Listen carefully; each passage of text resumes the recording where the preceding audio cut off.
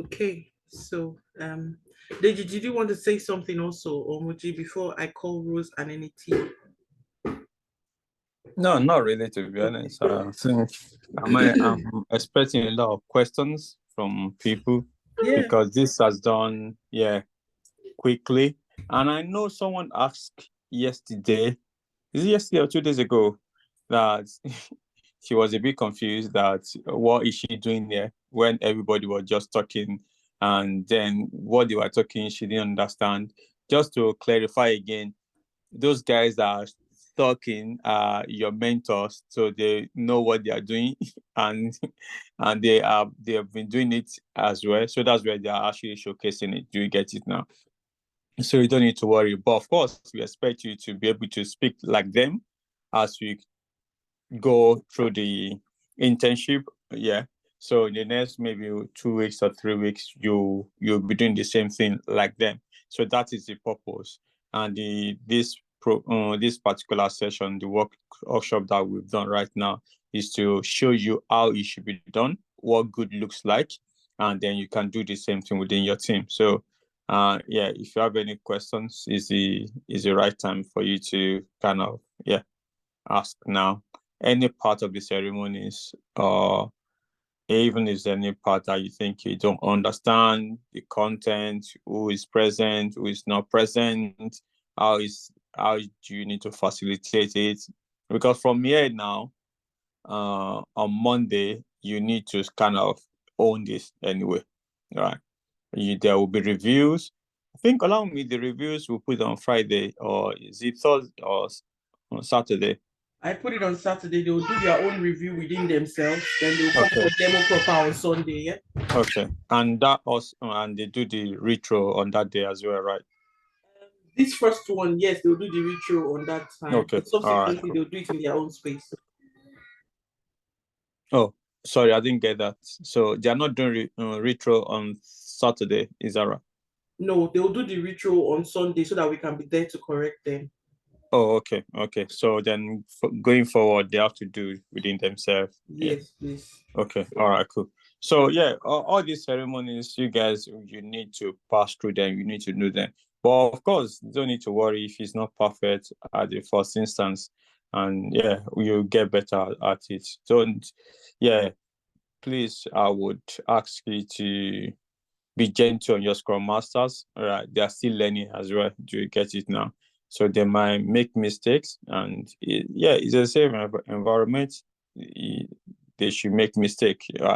If they know it, they won't be here anyway. So the same way you are learning about your BA role, QA role, or DA role, they are also learning about the Scrum Master role. The same thing with the ADM, and even the product owners, they are also new. They are also learning. So that's where we have the mentors to put them through. And yeah, so okay, let me leave you guys for now. So if you have any questions, we have lots of people here that can answer your question. Thank you. Thank you so much, Deji. Thank you. Rose.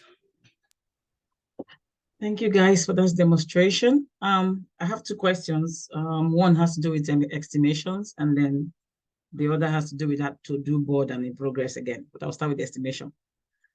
So the people that demoed actually demoed like experienced people. So let's say I'm going to my first sprint. I'm so new, I haven't really done this work before. How do I know the effort I need in my estimation efforts? And how do I know how many hours I need to actually do the work? Because it's my first time. I don't even know, my left from my right. So how do I know what effort time to give or what hours to give in the different estimations? That's the first question. Thank you. Let's take it one at a time. So for that one too, I'll try and answer as a layman. And that's why I always tell people try and go back to the videos too. I think I captured a bit of that during the video. So there's this thing I also mentioned. I said if you guys remember, I said Deji is one of the people I learned a way to explain estimation to an extent because he says estimation is a guesstimation. Yeah. He just uses it to joke that it's like a guess. So to an extent, you have a bit of expertise in the first place. That's why we hired you to come to Blue Sky, by the way. That's our thinking, yeah? So any organization you're going into, even if it's your first time and everything, you must have gone to school. You must have done a bit of this year and year. So to an extent, you have for you to want to even start something to do it, you have an idea what the thing is. It might just be your first time. It doesn't really matter. So you are guessing the amount of effort it's going to take you to do it. And it's a learning field. If you guess to do this, and I use that example of, say, for example, if Adebisi is going to do a development work for something, maybe a landing page or something, she can do it. I used the word 30 seconds. That was me over exaggerating, anyways. And I said that same thing. If you give it to me, with me, a scrum master that I don't know jack in development, yeah, I would take a very long time to do it. I might now use 2 hours for what she did for 30 seconds. I might use that kind of long time. And that very long time means actually 3 years, right? So it depends. It's okay for you to guess. It's okay to quit. It's okay for you to guess. It's okay for you to fail forward. I don't want to use the word fail fast. That's what Agile is about. So to an extent, anybody recruiting you believes you have a bit of expertise. So if they recruit you for a QA job and you want to do your own effort, and they expect that you've done something a little bit close to that, yeah? So to an extent, you have an idea how the amount of effort it should take you. So the same thing, let's drive it home with your pot of soup that you said. If I'm a man and I've never made egusi before, but I have an idea what they do around the egusi, I say, okay, it just might will not take me 30 minutes like a woman would have done it. It might take me an hour or 2 hours to burn down the whole house to do it, but I'll still do it. But for the first time, I won't say 30 minutes like a lady would have done it. I'll be thinking of 1.5 hours or something. Okay, I'll need to blend the egusi. You think of all the things you're doing around it. I'll first get the egusi, I'll blend it, I'll put my pepper and everything. I'll do this one, I'll peel my fish, I'll do the, I'll think of everything. Then I'll say, okay, how much effort will it take me? I'll say, how much effort will it take me? Then I'll now guess and put. It's just me deciding how long I think it's going to take me to do it. It doesn't mean I'm going to be right. But if I do it this time and I put a 5 or something, and I realized that the effort it took me to do it was an 8, the next one I'm going to put an 8, and vice versa. If it was 3 efforts that it took me to do it, the subsequent one I'll put a 3 because I'm now more experienced. Even with time, by the time I cook the egusi over and over and over again, it will get to a position I'll be on 30 minutes like the ladies. So it's the same concept. So feel free to choose what you feel you can. Then subsequently you'll be doing, and with all this too, it's you also learning. It's okay to fail in Agile, but we're not saying we are going there with the mindset of wanting to fail. But it's okay to fail. Don't let me overflow you, but I hope you get the gist. Yes, thank you. Apologies about my background noise. So go for your second question quickly. Thank you. Okay, so the second one is centered around that to do and the in progress. I got a bit confused there, but I got the explanation that it's the developer needs to develop the work before we actually execute the test. So before we executing the test, we need to write our test cases. But what I don't get is, there were like 3 PBIs before we committed to do committed. There were 3 PBIs committed, right? So I was wondering why the QA took the entire 3 items straight into in progress. Why can she do it all at the same time? Why not put them in to do and then take them one by one? Maybe something like that from to do. Say take the landing page and go to in progress and then do that one. So can you just take a PBI into in progress even when you've not even started doing it? That's just what I wanted some clarity on. So in this scenario, she's assuming she has started doing it and it's actually her choice. She knows what she's doing, yeah? So she knows already that for that ticket, she's going to be doing a manual testing, she's going to be doing an automation testing, she's going to probably be writing a test plans and all that. So she can actually raise tickets for them if she's working on those things simultaneously, because sometimes you work on things simultaneously. And at the same time, she can just say, you know what, let me start with only my test plan. She raise only a task for test plan and keep working. Like I said, during those non-periods where maybe the first 1, 2, 3 days of the start of the sprint where just the developer has started work and everything, doesn't mean others will not be doing anything. So they'll be prepping themselves. So all these things, it depends on the choice of the person. I won't use just choice. It depends on the activity the person is doing already. So she is telling you, this is an assumption in this scenario we are giving you. We are assuming maybe 2 or 3 days has even passed after, the planning and everything that she raised the task, or even there and there immediately after planning, I know what I want to do next. as a QA. I'm already raising my ticket. I don't need to wait for anybody. And it's in progress. I've not said it's in review or it's in done or something. I'm telling you, I have started working. That's the meaning of in progress. I have started working on this. So she's telling me that she has started working on it. So whichever way, it's a choice. Like I always say that, the reason we recruited you, we have a trust for you that you have the technical know-how of how to deal with your stuff. So nobody's going to be managing you. Nobody's going to be doing anything for you when it comes to Scrum. We trust that you can deliver. So whichever way she wants to do her own delivery, she will deliver. But the truth is, I like that you're asking this question because of transparency. You must always reflect where you are, what you're doing at the time. So it's good. But I want to believe that in this scenario, she's Rita, if you're still here, you can tell us what was in your head when you put those tickets there. I think it will help her a bit better too. Rita, are you still here? I am. Okay. Okay, go ahead quickly. Thank you. Okay, yeah, I also saw somebody saying, oh, if she has not moved into in progress, we would have been confused. There's nothing confusing about it. You can choose to do it the same day.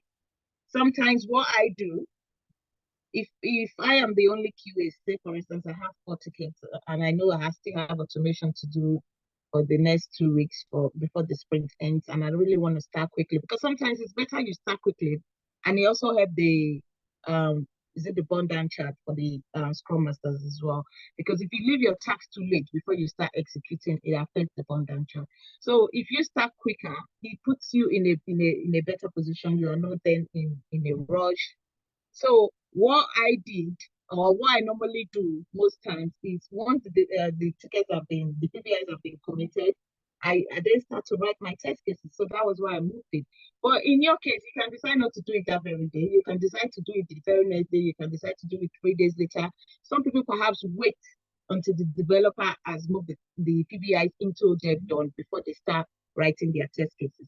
But most time it is advisable to start writing your test cases even before the developer finish developing it. Because like the other lady said, Adebisi, we already have the requirement. So that's what I'm going to use to write my test cases. So I will look at the requirement.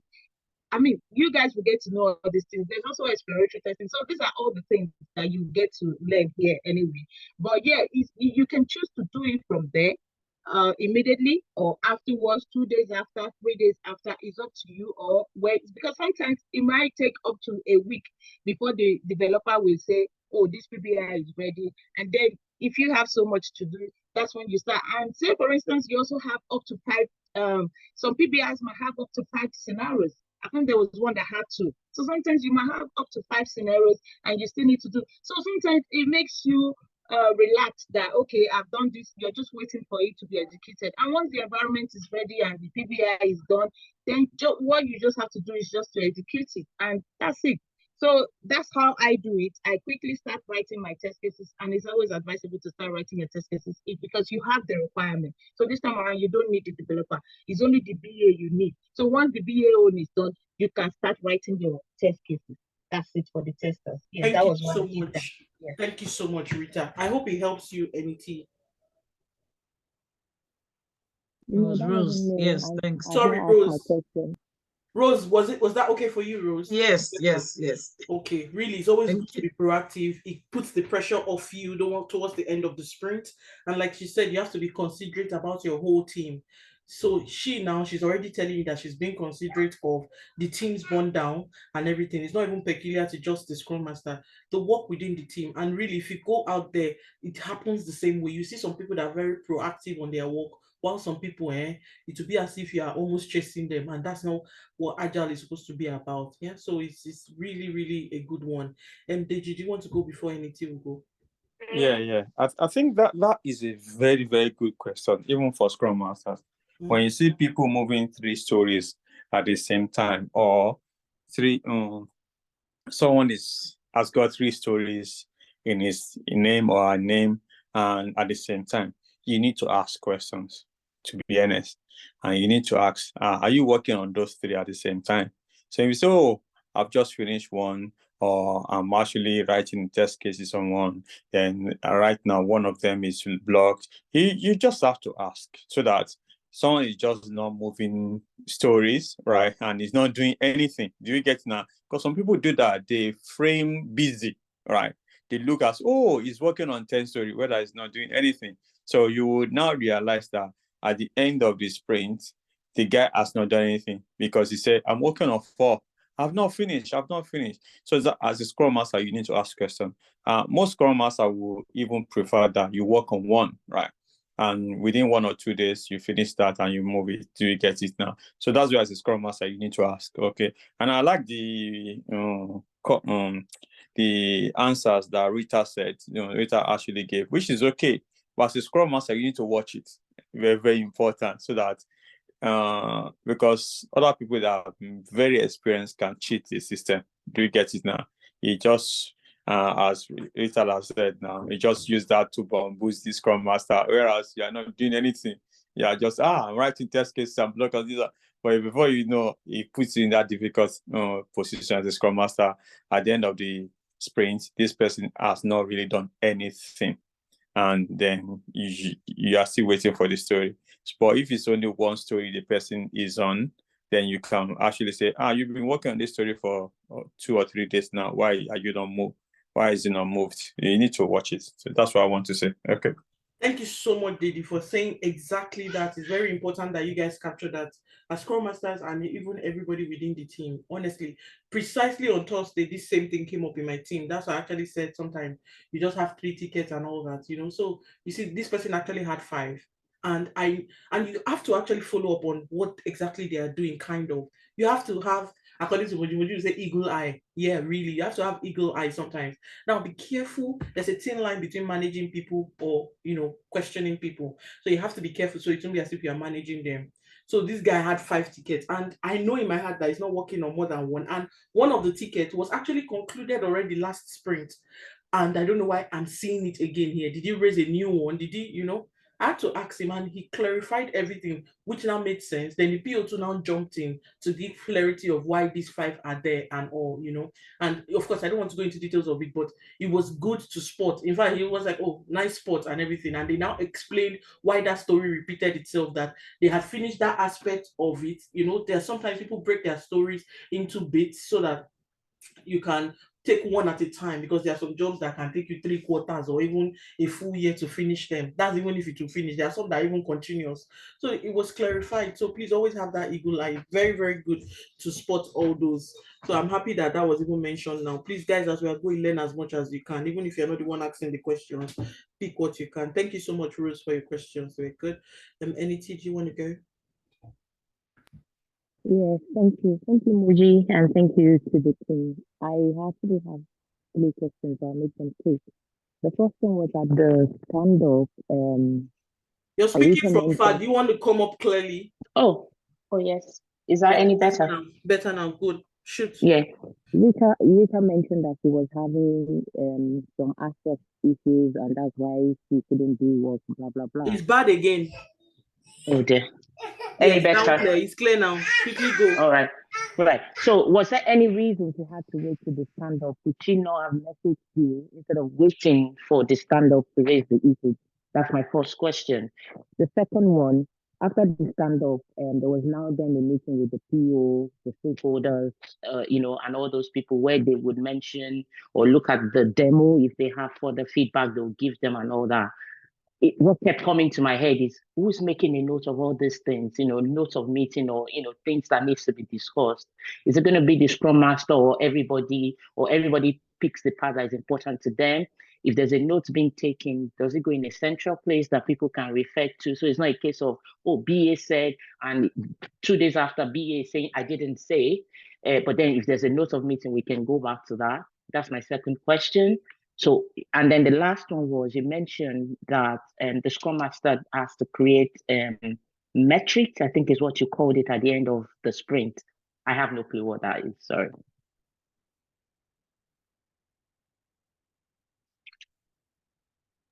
Sorry, I would like to. I didn't pick most of your questions because I have huge background noise. Moji, please, please, I can take the questions. Because I think the first one you asked was about the review. While they're having the review, one of the ceremony, which is the sprint review, who takes note of the feedbacks, isn't it? Anything? No, the first one was about Rita saying she had access issue and she raised that at the stand-up. So does that have to wait to stand up? Could she not be proactive, message you when she experienced that? rather Okay. than wait the whole day and then bring it the next Bringing day it. to yeah. Okay, so I think we have did we have experts already in this team or in this set who knows the right question. Thank you for spotting that. Okay, so the two way I'm gonna answer that is first thing is like you asked, when she had that issue, she would have raised it. But remember, like I said, we're compressing 2 weeks into one. And I think Rita making mention of that during the daily stand-up is just trying to give us some scenarios that you can bring up into your daily stand-up. Okay, so with your daily stand-up, you want to make sure that your team are focusing on kind of a 3-question framework. And that is what I did yesterday, what I'm doing today, and if I have any impediments. So her bringing that issue of the having issue with the tester account and not being able to work because of that is just trying to show you an impediment that you can bring up during this daily stand-up.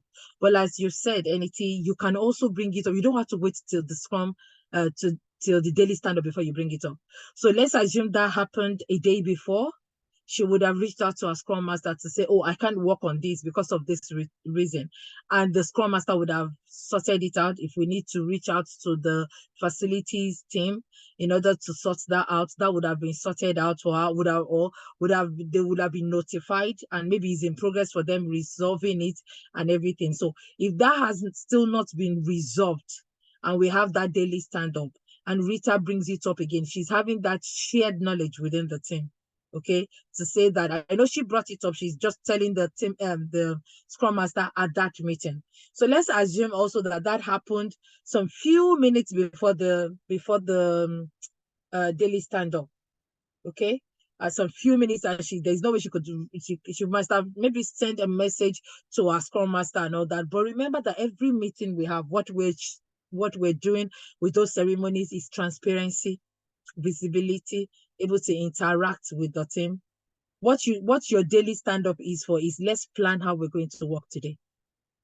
What did we finish yesterday? Between yesterday and today, what do we know as a team? We give updates to ourselves, and then we're able to plan, okay, this is how we're going to progress work for today. And then we go on. And then the next day also we're meeting.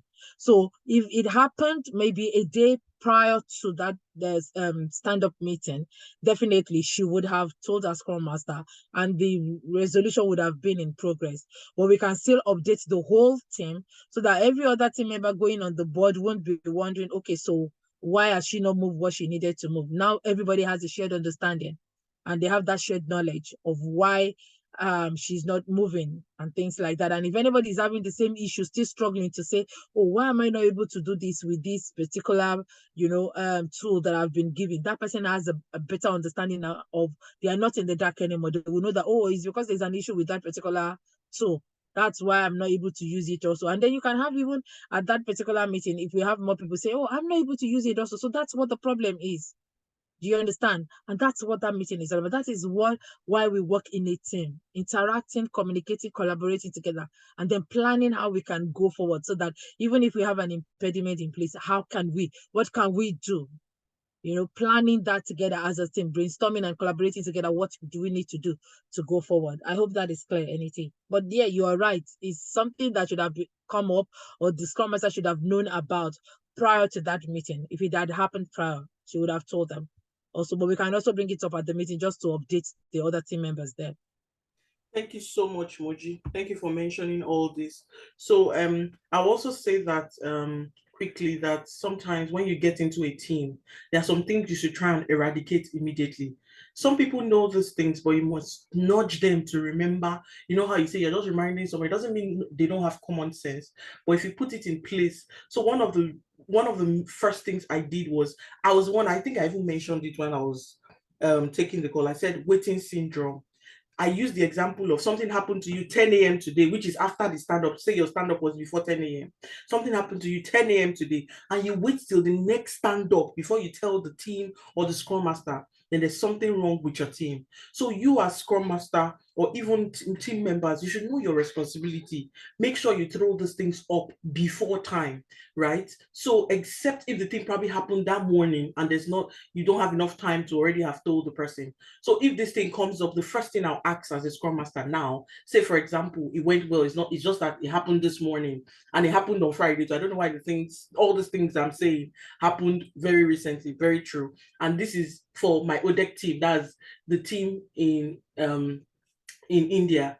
So I don't know the name of the application very well, that's gone off my head. The application was not working. And the first thing I asked, have you logged it with IT? Or sometimes I'll just say, do you have the IT reference number? Most times, like 9 out of 10 times, they'll say, yes, I've logged it. I'm just waiting for a response. Then I'll say, chat me that, because with time, I've made 1 or 2 friends within IT. Don't get me wrong, they don't jump ropes, they don't jump anything. But sometimes you can just give a nudge. There's no how, one way or the other, the person will reply and say, okay, you know what, let me give my guys to work on this, and they'll quickly work on it and resolve for your team. Then there are sometimes that some things are very common, like what Moji just mentioned last. It might be everybody experiencing that. Then that's a general issue. All you need to find out is if it has actually been escalated in the general way. It's just like Jira not working for everybody in the organization in the morning. What do you want to do about it, Scrum Master? You want to, you understand? You can't. All you need to know is just note it, and definitely that day in the morning or within that period is not working. Tickets will not be moved. This will not. So you already have that. It's good to have all those things. So put your team in a place that even them, they know that once this thing happens, they throw it up immediately. And that was one of the first things I eradicated within my team. And for reasons beyond them, for reasons beyond us within the team, everybody has really adopted to it. And from time, this has happened like when I started, but from time to time, even up to more recently, like say like a month ago, my like head of chapter head still mentioned that, Ola, if there's anything you've done for me, it's this weight syndrome. The guys are on the go. It was really, and it's not like everybody has gumptions, but it's just sometimes the way you prepare your team to be self-organized. It helps a lot. It reduces a lot of heartache or waste of time or anything within the team. So it's very good. I just thought to really mention that. So in the real, don't start, just ask straight away, have you logged it on IT? If the person says no, oh, will you do that and send me the IT ticket? Because most times it's better you log your things yourself. It's not me logging on behalf of somebody. No. So when the person logging, you as a Scrum Master, you're just trying to make sure the impediment goes. You're not the one treating the impediment. I'm not the guy from IT. I'm just nudging people to make sure those things are done. So put yourself in that safe place to be able to help your team. I hope you get the gist. Thank you. Thank you so much, Mojito, for responding to that. E2N. E2N. Okay, sorry, before we go to it, NET has 3 questions. That's the first one. I'm sorry. I told you I didn't hear all the questions. No problem. Oh my God. NET, what's the second one, please? Sorry, Itoy, we'll come to you soon. It was about the note taking. There was the meeting with during the stakeholders and all those kind of Yeah. Okay, so during the sprint review, if you notice the one we had, I did explain afterwards that normally it doesn't go that straight. Okay, you will have feedback. So during the sprint review, your developer, either one of your developers, either the dev lead, developers lead, or one person would be showcasing, let me put it that way, but we'll call it a demo also, what has been done, the value that has been added, the deliverables that has been created, tested, and is working to that product. You would demo it to the stakeholders. The PO would know about it already, okay? So your PO is not knowing about it during the review. They would have known about it. Remember, your PO is part of your team. Okay, so you're demoing it to the stakeholders, maybe the project sponsor, the client, and everything, what you've done. Okay, so like Bolu did, representing, because she was standing in for the PO, and also at the stakeholders to say that what is expected, what the end user is expecting is what you have done. Okay, let's assume that that is not the situation. Let's assume that what we have is a situation where they are making 1 or 2 adjustments and all that. As a Scrum Master, you have your own jottings that you're doing, and also the developer also has his own jottings that he's doing to what is being said, to say that, okay, we need this functionality, to be like this. The API is not, doing what we expect it to do and all that. The developer will be taking notes to say, okay, we've noted that, okay, we've noted that. And as a Scrum Master, you will note that also. That is one way to go about it. The second way to go about it is, okay, for my organization, what we have is we have a document really that we send to the stakeholders. So anything they are saying that they are not, they want adjustment on and everything, they actually put it down in that document. Is like an Excel document. And why we're doing that is so that we have a record that this is what you said. So we won't have to do that thing, and then it goes to them to review, and then they're saying, "Oh, that wasn't what I said that day," because we have it in a document which you've put it into, and we're following that document. That is an organization covering is team and it's back to say, now you've put it down. We have record that this was what you said, and that is what you've done. But in a situation where you don't have that, you have definitely you as a Scrum Master, you're jotting it down, and then you have also your developer who is doing the demo and who has created it, who knows what they're saying, jotting down what needs to be adjusted or what needs to be, let me put it that way, what needs to be adjusted also. So that's one of the ways you can keep that record. And even in a situation where there is no document, to put it in and everything, you can reiterate to them.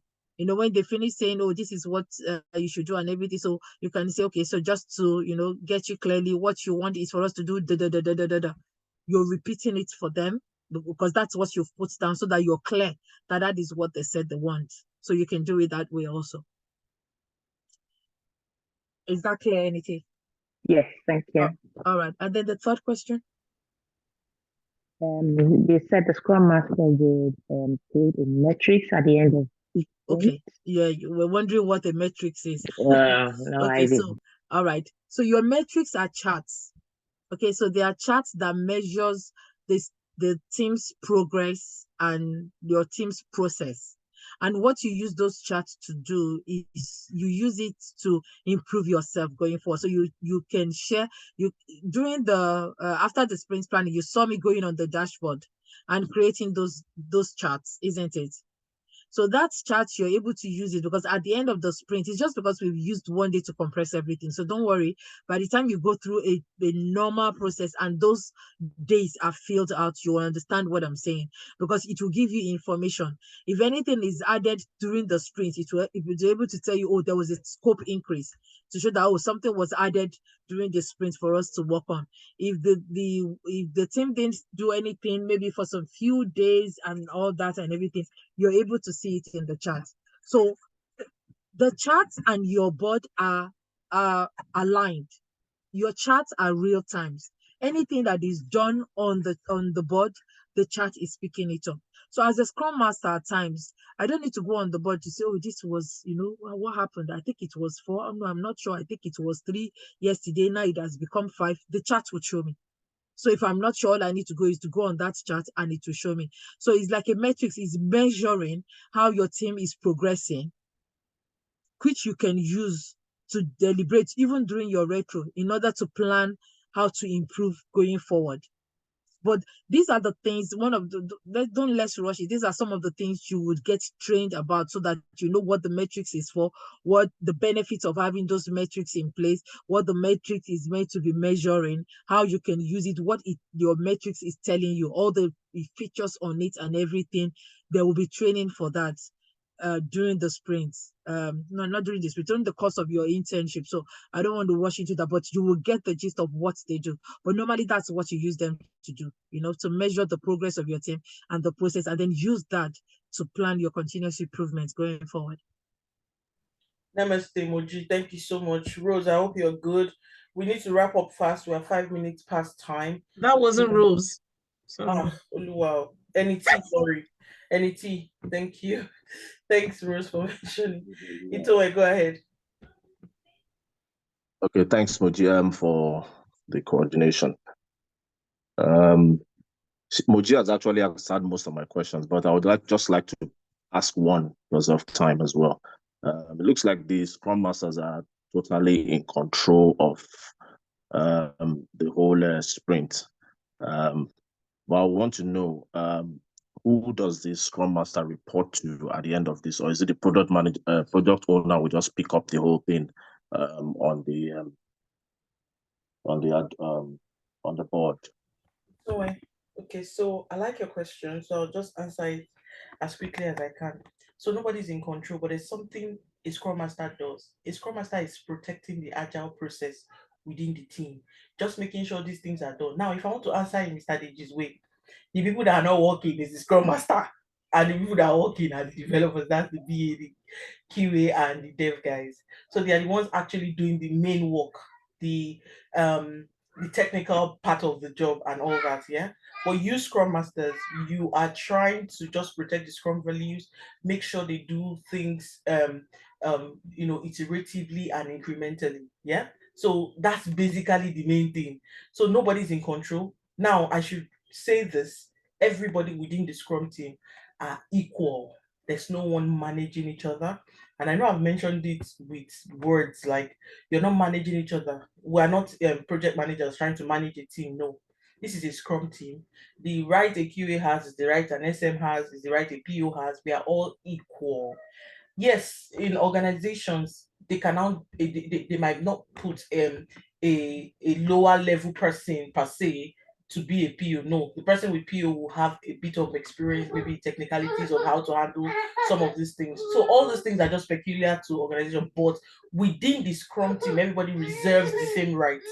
I hope you get that. So nobody's controlling everything, but the Scrum Master has to have that eagle eye to make sure that delivery is done. We set out to say we want to do something. So somebody's doing it, somebody's passing it on to the other, doing their own part. This person is doing their own bit. You Scrum Master too, you do your own bit. Make sure that all the ceremonies that need to happen for them to have those discussions is happening. Make sure that everybody is transparent within the team. Make sure everybody respects each other. Make sure everybody has the right technical skills. Make sure there's enough capacity to do the work. Make sure. So you are just making sure there's impediment on the way. Somebody said they couldn't use an application. You are trying to make sure that becomes possible. Somebody says they did not answer, they did not know, have a clarity to something. You are making sure they arrange three amigos amongst themselves. So most of these other ad hoc meetings, you might not even say "pim" inside. You might just be quiet inside, but you're just making sure it's happening. You only need to make sure that thing happens. Whatever they are discussing with three amigos, it might be flying off my head. I really don't care at that moment. Sorry, but the reason I try to care is, for me, I always say I listen to everything so that I can have a healthy conversation with my team. Nobody will bamboozle me. Before you bamboozle me, you'd have worked hard to bamboozle me within my team. You will work hard for you to bamboozle me. But put your team at a level that nobody will be thinking of bamboozling you. Everybody will be transparent. Even when they are not able to do things, they'll come out clean. Oh, I'm maybe not able to do it because of this. So that's the way I choose to answer this question so that we can proceed. But I hope that helps you understand that no, Scrum Master is not in charge of anything. Scrum Master is just ensuring that all this everything is done. Okay, thank you. So who submits the job then? Who what? Okay, at the completion of the sprint, Yeah. Who submits the job? So this is not about submitting, yeah. So the team also sends the job to the team. See, if I answer this question and if I even call Moji will use 1 hour to explain it.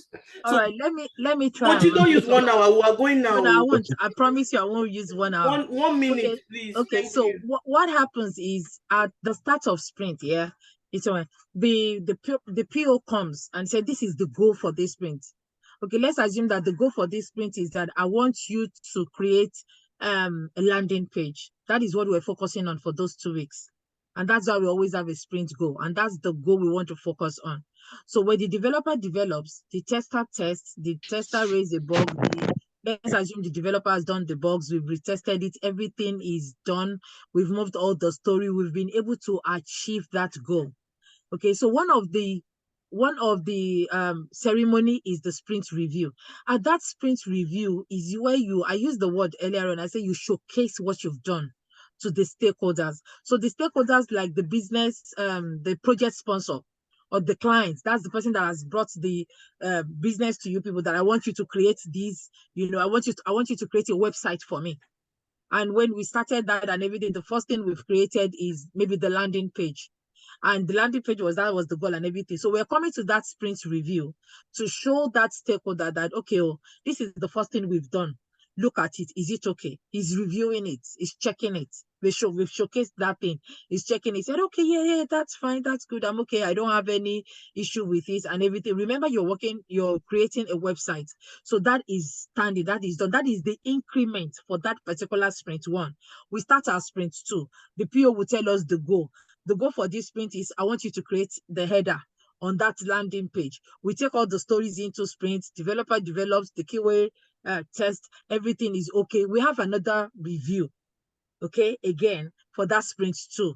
The stakeholder comes again. Oh, I like it. I think that logo is too small. Can you make it a bit big?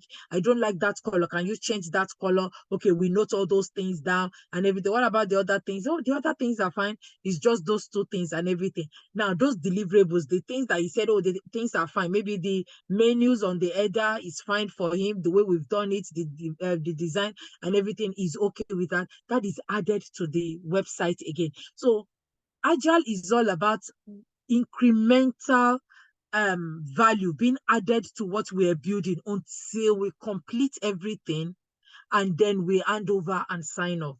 So this is all those sprints we have where we're building something, we're having deliverables that is being added to the product. So the whole thing is not done just once. We're doing it little by little, little by little, little by little. That is what Agile does. And then reaching out and interacting and engaging the stakeholder, the owner of the product to say, do you like what we've done?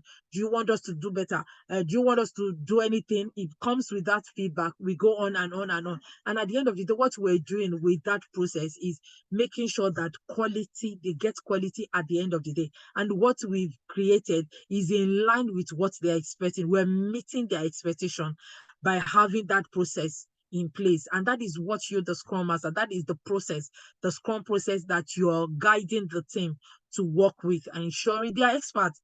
The developer is an engineer, the tester is an engineer, they're expert in their own ways, doing their own thing. But you are helping them, guiding them to make sure that they are following that process in order to be productive, number one, and in order to make sure that we are adding value. They are meeting with the stakeholders. The stakeholders are okay with what we've done. We're meeting their expectation as we go along until the end of the project when we're able to sign off on the whole thing that we've created. Thank you. I Thank you hope that is so clear. much. Thank you, Moji. Though you still use 1 hour, but thank Thank you you so so much. much. Thank Hope you. it's clear, NET. I'm sorry, Itoe. It's And clear now. It's clear. just for 10 Thank you. seconds to just add exactly to what Moji said in 10 seconds for my team. So after doing all this, and it has gone incremental up to maybe like the 6th sprint or whatever sprint that we want to make that deliverable. So at time we're sending it, the person that did it plus the user guide, for me it's not a BA or something that will do the user guide, it's my developer that will do the user guides themselves, who attach it plus that and send to those customers. Now we call our own stakeholders customers, that's why I'm using the word customers, sorry, but stakeholder. And that person already was in the journey from the start. If you remember when I was taking you guys through Agile process, they are in the journey from the start. So to an extent, when you send it in, most likely there will be no issues and everything because they were in that journey and they saw everything and thank you. So for submission, yes, you the developer can send, but of course the whole team knows that this person is sending this because it's a completed job and all that. It can be the PO sending, it can be anybody, and it can just be you putting it in a safe area that customer can pick it from there, and then you just send a mail to say please pick it from here. They'll pick it anyhow. It depends on your organization. When you get into your organization, find out what is obtainable there, but you will send it with a user guide for them to be able to use that thing. That's Shikina. Thank you, Itoe. Rose, shoot. Thank you so much, Moji. Hi again. My question is in relation to the QA, the blocker that the QA had at that time that she couldn't proceed with the testing. My question is with regards to the board, the configuration of the board or how it appears. Isn't it wise that if she's not able to test, there's something on the board that shows us that testing is blocked? I mean, that we can see because it's showing in progress, but at the same time, it's not moving, it's blocked. Apart from the stand-up coming to say there, shouldn't the board have a column called blocked or something like a tag called blocked to show when things are not proceeding and give everybody like a visibility? So I just wanted to know. Thank you. All right, thank you so much, Rose. Okay, so yes, you can have a blocked column. It's part of the things that is part of the improvement that you can put in place. So let's assume we started. We didn't know that situation can happen. It's one of the things we can discuss during retro to say going forward, because of this has happened now. Can we have a column for a blocked column so that anytime we're blocked on a particular task that we're carrying out, we're able to put that there. And then during stand-up, at least everybody will know that, oh, this person is blocked in this particular situation. So it might not even just be a tool that you're blocked on. You might be blocked waiting for data from a particular team, from another team, and everything. You've not gotten it yet. You want to put that story there. So that can be an improvement going forward that we want to put in place. It's not something that once you start with that team and everything, you have that. Some team have review columns. In a situation where you have a dev lead that needs to review the work of the developers, the coding and everything that they've done before they move forward. Those are improvement actions that you can put in place for your team going forward. So yes, you can have a blocked column to put that in, but like I said, it can be an improvement going forward that you've put in place for your team to say, we want this to be in place anytime we have anything that we are blocked on. Yeah. Hi, Deji, you have your hands up. Okay. Yeah, that I think having a block section is good, right? So, but you need to know that if you have a block column, you need to look at where to put them, which is a big challenge actually, because a story can be blocked by developer, then a story can be blocked by the keyway. And even it's also possible that a story could be blocked by the BAs as well, right? So do you want to create a block section for every column, right? That's the biggest challenge anyway. And if you now put a column after the committed, what if it's blocked after keyway? What happens? So that is the challenge with block column. And that's the reason that most people don't use it anyway. So if you, instead of saying a block column, you would now use a state, right, to say it's blocked. So instead of having that column, you would put it in the state. You know, when you have the state, say is new, is it new in process, and is closed, do you get it now? You will not have a block state, right? So with that, it depends on, no matter where it's blocked, whether it's in committed or it's in dev or it's in dev done, you just change the state to blocked. So that's another thing that you could do instead of creating a block column. Yeah.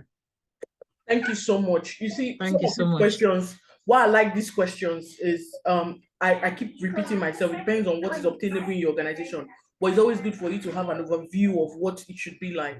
So for me, I have actually a blocked column because I use Jira. Yeah. So we have blocked column. So once something is blocked, we put it straight under blocked. But however, there's still a rule to it. And the rule we use within my team is that if something is blocked, however, you know that you're going to get, probably you just need data from another team to do something, almost slightly like a dependency, yeah, or the data has been promised that, oh, this thing is going to come, or some, we'll leave it in blocked. But if you don't have a way forward for now, we'll just raise it under impediment board, which will even be outside of our board.